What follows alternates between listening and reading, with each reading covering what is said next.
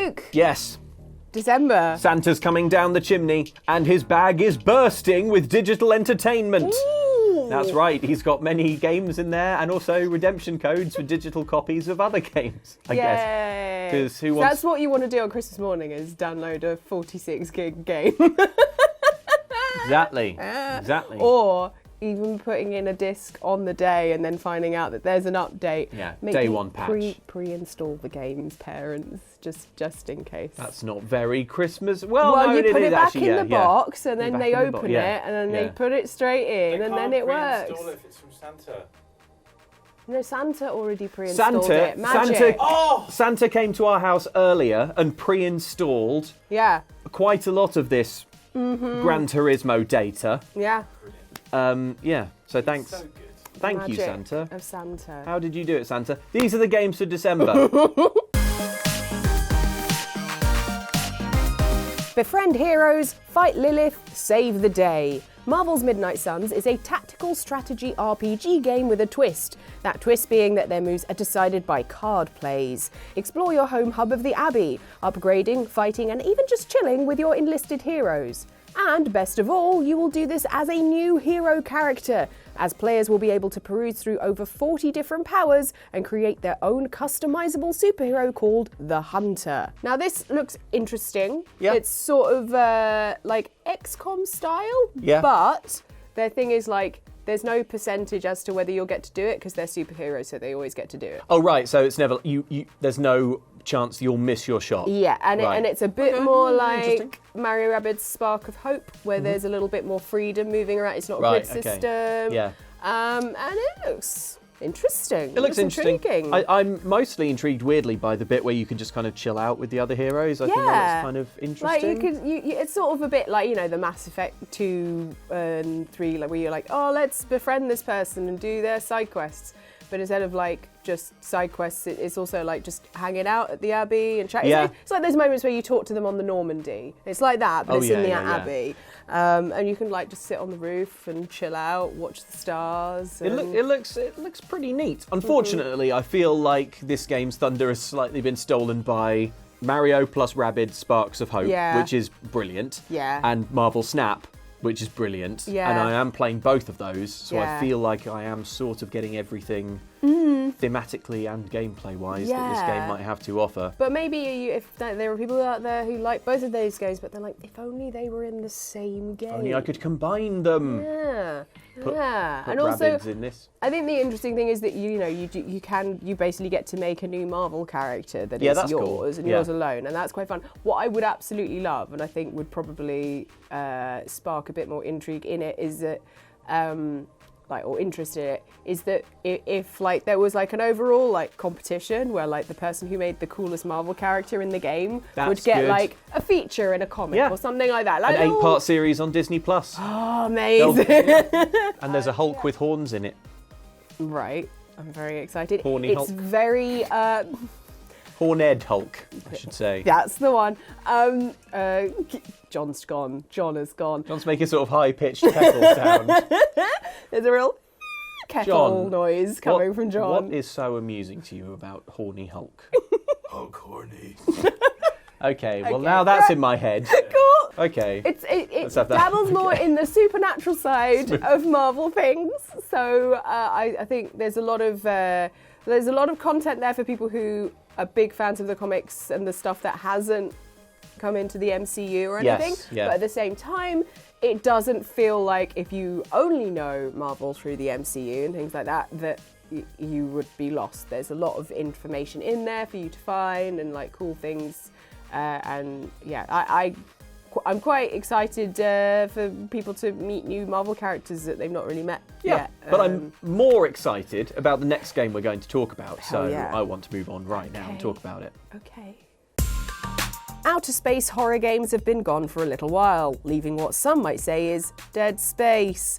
But here to fill that dark void is the Callisto Protocol. Taking place on Jupiter's moon of the same name, the Callisto Protocol sees you fighting off alien horrors on a prison colony. With lots of horrible monsters to fight and plenty of horrors ready to jump out at you, this spiritual successor looks like it might just scratch an itch for Dead Space fans. So Glenn Schofield, who worked on the original Dead Space, Visceral, is making this one. He's the head, and a lot of the people I think who worked makes sense on that game also moved over. I mean, you can, as soon as you see some of the gameplay, you're immediately like, right, it's Dead Space. So, right? Oh yeah, Visceral made vibe, this, even though EA closed them down.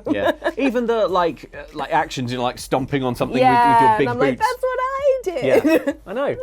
The trailers for this game are so horrible and violent. We almost certainly cannot include any of the bits. It will all be like the bits where they're like, oh cool, or you in the background. But but it really sets out its stall with kind of like, if you want to see the most horrible thing you've ever seen happen to someone's head, this is the game for you. Yeah, I'm into that. I think this looks really cool. Yeah, well, like it's really funny because there's been a little bit of there's been some controversies around the game, and one of them is that they said, for the as part of the season pass as DLC, we're going to add more death animations, and people were a bit worried that like, are they just hiding something that they've already made behind a paywall? Right. But it was just like, no, you all reacted to the like. It's more kind of like, people liked it and they were like, oh, we want more of this. And they were like, okay, we'll make some more next year and release it as DLC. Right, I see. Before it's even out yet. So that seemed to be it. Okay. Also, Glenn Schofield did say something about like, oh yeah, crunch is great and blah, blah, blah. And everyone was like, oh no. And then he came out and was like, no, I was wrong, sorry. And I was like, that's very mature of you to turn around and be like, oh yeah, no, I was just like all wrapped up in how excited I was for the game, and we were like, yeah, work ethic and blah, blah, blah. And it's like, no crunch please, thank you, we want to be able to like enjoy these things without people running themselves into the ground. And it seems like he's learned from that, so fingers crossed. That's what we want, good for the games industry. Also, little fun fact I found looking into the game, this game was nearly part of the PUBG universe. What? So it's Really? being published by the same people who make PUBG. Players Unknown Battlegrounds, if you remember that. They approached Glenn Schofield with a kind of like, hey, would you like to make a game for us in the PUBG universe? Because you made Dead Space and we like Dead Space. And he was like, well, actually, I've already got this game idea in my head for like a sort of another Dead Space. Right. And then like it was going to be part of the universe, and then they were like, nah, it doesn't make sense to be in the universe, we'll just publish it. So yeah, I was just like, how are they going to make that? That's bizarre. Like, how would they find a frying pan? Yeah. I don't know. The Dead Space games, it's one of those series that I didn't know how much I missed it until it was gone. Yeah. We all took it for granted that there would be a high-quality, single-player, story-driven space horror adventure. Well, the thing is, it's because like as time went on, EA were like, hey, Visceral, you should like add co-op, you should add this, you should add that. They sort of just took away from the original of the game. I think Dead Space 1 and 2 are like... Add the 2022 NFL roster. Yeah. So I think I'm very excited. Update it every year with new footballers. I'm very excited for the big Dead Space fans. Yeah. Maybe it will be on Halo Stream next year. Maybe. For Ellen Sphere Academy. Hopefully. If it's scary and good. Yeah. So fingers crossed. Fingers crossed. It looks good. Looks like horrible in the best way. Do you feel the need? No, not the need for the bathroom, but the need for speed.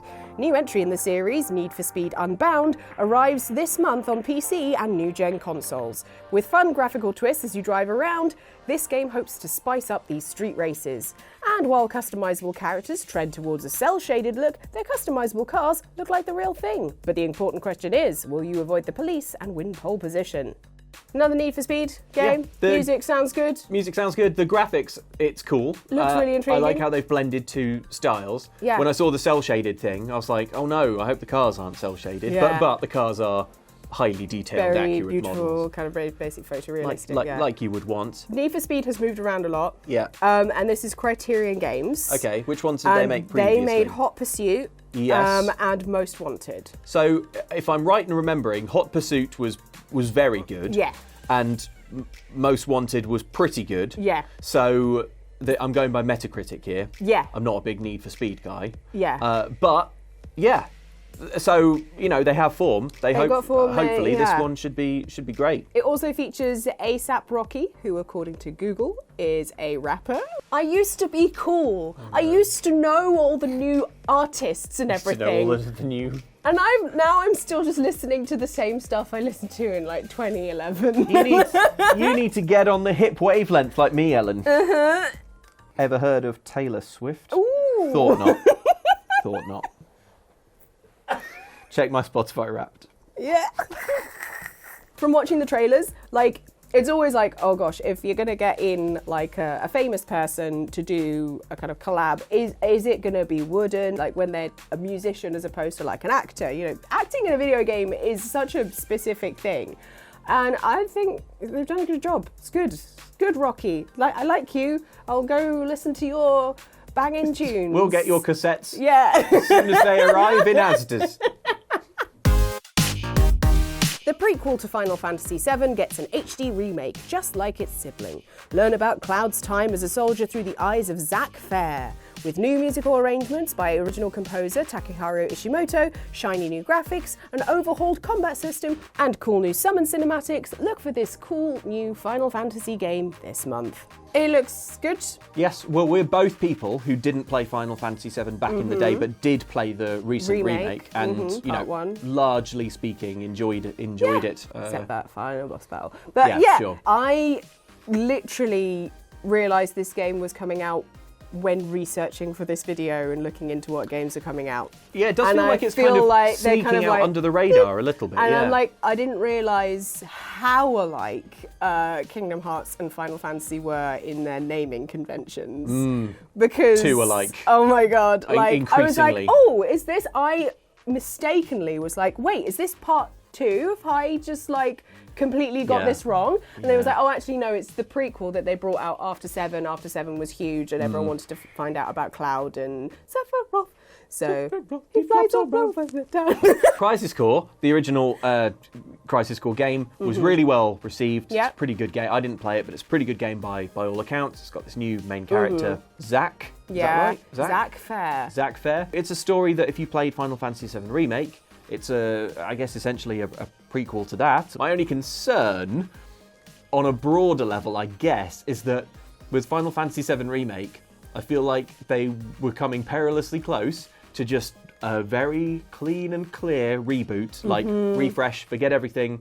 Here's the game, and it's going to be in 3 parts. Yeah. And now already it is They're starting like, to Kingdom Hearts up a Here's little. the prequel before the second part has even Here's come the- out. here's- And I'm like, here's remake to prequel, and it's got a confusing name and stuff. Yeah. So, yeah, it's Final Fantasy VII risks becoming once more quite Well, inaccessible. It's got reunion on the end, and I was like, oh, that just sounds like remix. And Kingdom Dream Hearts drop is like, distance. which one are you playing? Are you playing the original or remix? Because the remix has different things, and I'm like, so yeah, I'm a little bit worried, but Yeah. at the same time, it looks very cool and very Crisis nice. Core was a good game. The remake looks beautiful. If you're a Final Yeah. Fantasy fan, I'm sure you'll be into this. Yeah. If you are not a Final Fantasy fan, but you did like Final Fantasy VII Remake, you probably will enjoy this as well. So Yeah.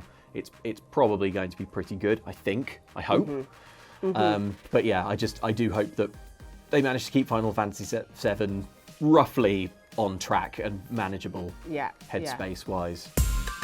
From Rick and Morty creator Justin Roiland comes space adventure High on Life. In a world where all humans have been turned into drugs and the guns you use are living creatures that talk when you use them, things are bound to get wild. So it's a first-person shooter, it's got aliens, but the shtick is that the guns are all alive and they talk to you in that kind of quick-fire, foul-mouthed repartee sort of way. Hey, There why you are go. you shooting me? That's my Morty impression, which is bad. Sounds like you're killing Mickey. Yeah. Oh, what are you doing there, Ellen? Why are you shooting me, Ellen? Hi, Ellen, why have you shot me, Ellen? You know what you did, Mickey. Yeah. I think this game will very much live and die on how funny the talking guns still are by the end of the game. It's got a real mountain to climb, I think, in that kind of like snappy dialogue, still feeling fresh by the time you finished a video game. Because there were talking guns in Borderlands 3, and everyone was like, haha, that's great. And then for some of them, it was like, okay, it got old real fast. In this gun show. And that's the whole like thing with High on Life. What I want and what I hope is done most of the time in the game is that the eyes of the gun are kind of like looking towards your nearest enemy, or give it like kind of giving you a like, maybe it's over there, rather than just like. You just don't want that unbroken eye contact happening all the way through the game. Please, this is my video games are my emotional recharge, time. I don't need to also be worrying about making eye contact. Yeah. I think with talking guns and talking equipment, there's a lot of opportunity for like meta commentary on video games and first-person action games, kind of a la the Stanley Parable and that I kind love of thing. stuff. I eat that stuff up. Yeah, we like that kind of fourth wall breaking meta, games playing with their own format. So I don't know. I think Justin Roiland is really funny. Please, please be funny. Yeah, please be funny. Continue. Please be funny after 10 minutes. Yeah, and then after 10 hours. Yeah. Toss a coin to your Witcher, or maybe not, as The Witcher 3 Wild Hunt Complete Edition gets a free next-gen upgrade. Complete with new content inspired by the Netflix series, this enhanced version of the game will make its way to consoles and PC, allowing you to step into the even higher-res shoes of Geralt of Rivia. So this is a free upgrade to people who already own the complete edition. The Witcher 3 is really great, Yep. which you probably already knew. I think this is a great opportunity to replay it. I love The Witcher 3 and only played it through once. I did all the DLC though, and it was amazing. And I have been feeling the itch recently to get another playthrough under the old belt. Yeah. So yeah, I am tempted. It doesn't look like it's not like God of War Ragnarok. Yes. Last of Us Part 2. No. It's not like right on the bleeding edge graphically. Yeah. It looks like it's just been sort of a bit tidied up. Yeah. It was already a pretty good looking game though.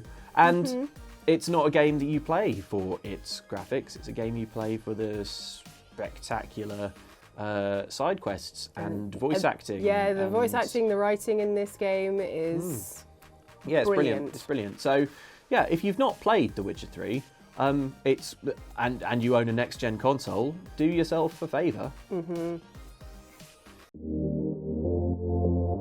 Armed with magic and your trusty bow and arrow, in Blacktail you play Yaga, a young girl accused of witchcraft. Exploring and fighting through dark fairy tale woods in an effort to understand your past, it's up to you how things all turn out. Will you be good, or will you turn into the infamous Baba Yaga? So this is based around like the famous folktale of Baba Yaga, which I don't know a huge amount about, but I know really of that very famous Eastern European fairy tale kind of thing. I mainly know it because there's the lovely character in Ant-Man who's like, Baba Yaga, when he sees something scary happen, and I was like, that's adorable, that's my favourite bit of this film. I don't remember that, but I did watch the trailer for this game. The stuff about controlling how the world turns out is kind of cool. Obviously, that's like a kind of gimmick that games were doing so many, a little while ago. But it feels like a little while since I've seen your choices influence how the world is and how it feels. That kind of fable sort of thing. Yeah, that seems kind of fun. There's a lot of promise in that. Yeah.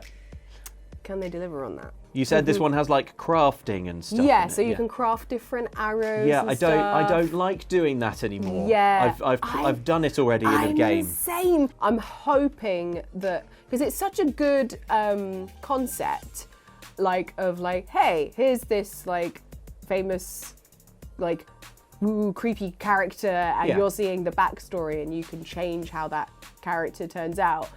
Wait, hang on. You need to craft poison arrows and you need to pick up some berries now, and I'm like,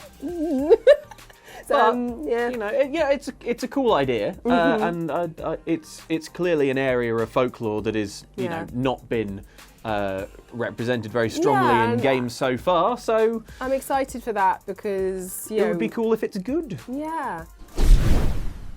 Of those games, Ellen, of the December games, if you could only pick one and the rest be cast into the fires of Mount Doom, which would you choose? Callisto Protocol, I think. Probably that one. It's terrifying, and I Yeah. will be like, Yeah. the whole time. Yeah, I will But- play the new Need for Speed because that's something I do now, weirdly, is play car games.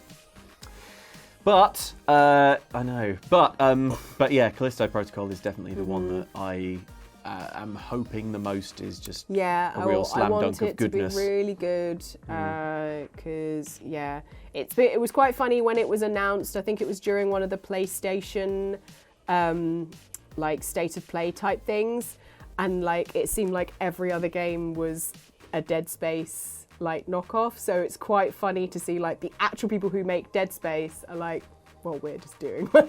We're doing one as well. So there. Lol. Yeah.